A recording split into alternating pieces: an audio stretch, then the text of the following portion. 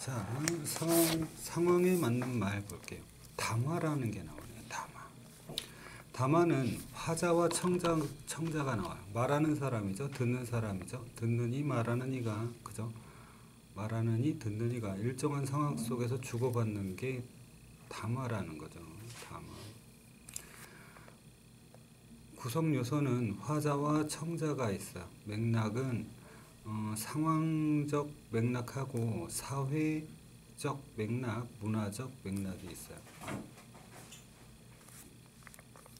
상황 맥락하고 사회 문화적 맥락에 의해서 담화의 구체적인 의미가 결정이 된대요.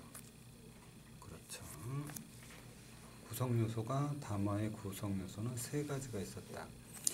담화의 의미와 상황 맥락을 알아볼게요. 상황 맥락. 여기 있던 상황 맥락이에요.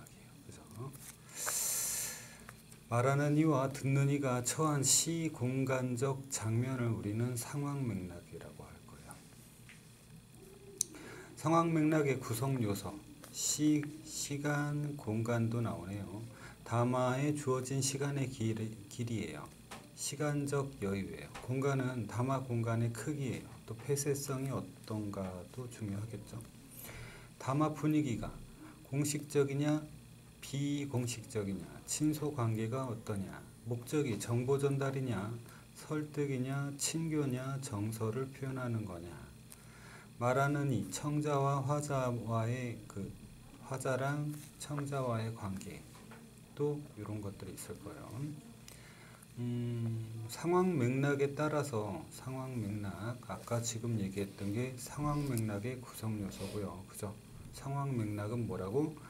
말하는 이랑 듣는 이가 처한 이 시공간적 장면이라고 했어요. 그 상황 맥락에 따라서 다르게 쓰이는 언어 표현들을 볼게요. 지시 표현이 있고, 높임 표현, 말하는 이의 의도, 말하는 이의 심리적 태도, 네 가지가 나와 있네요. 지시 표현. 사람, 사물, 장소, 방향 등을 대신 가리켜 표현하는 게 지시 표현이에요. 말하는 이, 듣는 이의 시간적, 공간적 위치에 따라 지시 표현이 달라져요. 말하는 이에서 가까이 있는 거는 이거, 여기라고 그래요. 듣는 이에 가까이 있는 건 그거, 거기라고 그러고요. 또 말하는 이, 듣는 이 모두에게 멀리 있는 거는 저거, 저기라고 그래요. 그리고 나랑 너는 쉽죠. 높임 표현 볼게요.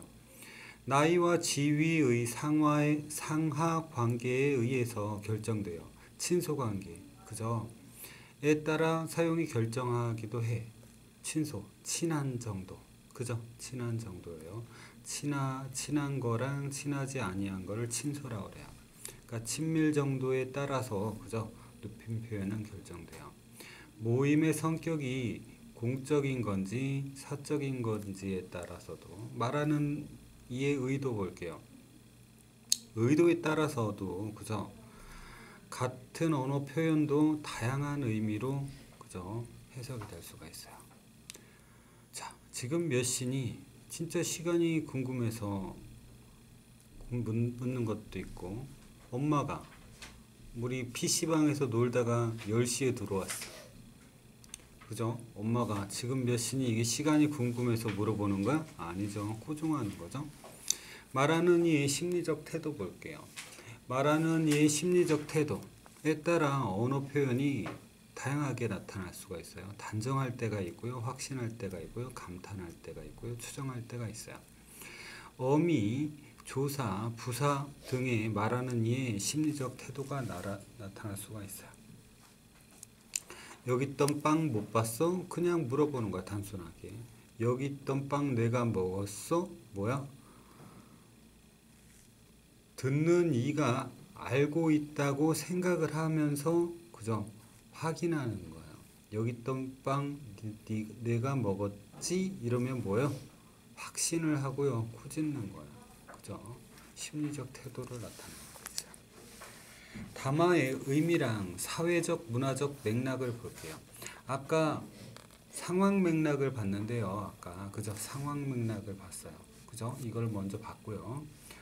담화에서는 뭐라고? 상황 맥락이 두 가지였어요. 상황 맥락하고 사회 문화적 맥락이었는데 이번엔 요거를 한번 보도록 할게요. 사회 문화적 맥락.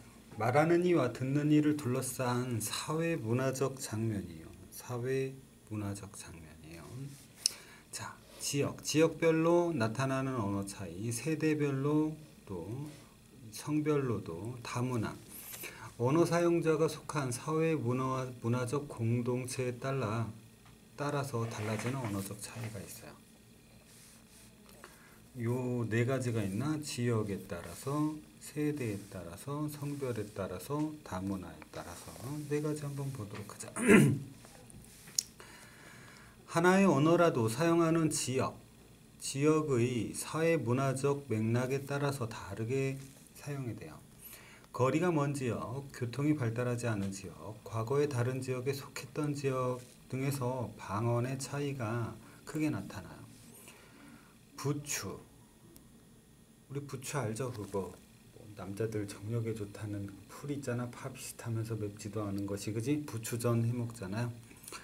분추라고 그러고요. 전구지라고 하고 또 있고요. 소리라고도 하고요. 전구지, 분추 많이 쓰네요. 분추가 여기 두 번이나 나오네요. 전구지 두 번 나오네요. 잠자리를 강원도에선 소금쟁이라고 그러고요. 그 다음에 밥줄이, 나말이 이렇게 해요.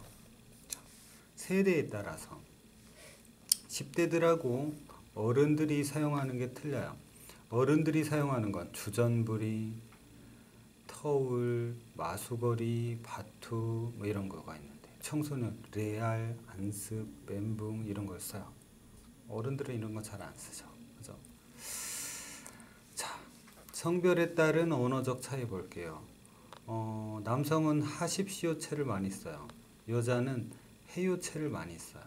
그죠? 어머, 어머나 이런 감탄사를 써요. 그렇죠? 라고 동의를 구하는 표현을 자주 사용하는데 남자들은 이런 건 안 써요. 아저씨들 특히. 특정 성별에 대한 편견이나 고정관념을 포함하는 언어를 사용하지 않도록 해야 돼요. 여성과학자, 학부형, 미망인 이런 거는 좀 안 쓰면 좋겠다라는 거죠. 다문화 사회에 따른 언어적 차이. 사회 문화적 공동체가 다르면 동일 상황을 언어로 표현하는 방식도 틀려져요.